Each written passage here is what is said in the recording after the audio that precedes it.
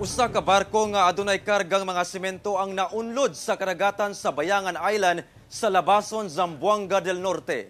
Hinuon na luwas ang 13 ka mga tripulante niini. Ani ang report ni Krisa Dapitan. Daling na rescue sa mga mananagat sa Bayangan Island sa Labason, Zamboanga del Norte ang 13 ka mga tripulante sa MV Star Sabang Lunes sa kadlawon.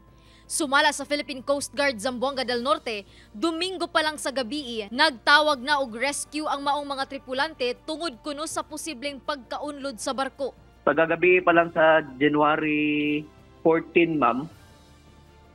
Alas 7 sa gabi, ma'am, sa January 14,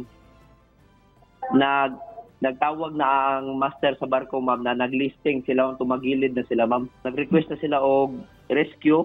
Tungod po sa kakusog sa balod, ma'am, o sa hangin, maglisod o paduol lang atuang team gikan sa Coast Guard Substation Salog o LDR-RMO.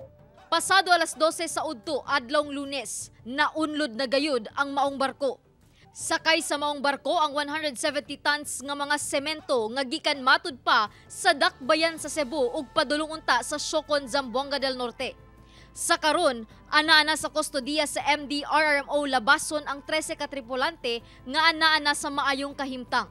Samtang, ana sab sa Liloy, Zamboanga del Norte ang rescue boat sa maong mga tripulante. Magpadayon pa ang investigasyon sa Coast Guard Zamboanga del Norte mahitungod sa insidente. Samtang wala sab matud pay angay ikabalaka kalabot oil spill sa lugar. Dili kinahanglan kabalakan, ma'am, tungod kay nakasil po tong mga tube, mga parts sa engine nga na mga oil, ma'am. Naka-deploy po dito ato ang MEP Group, Marine Environmental Group, sa Buanga del Norte for possible oil spill, ma'am.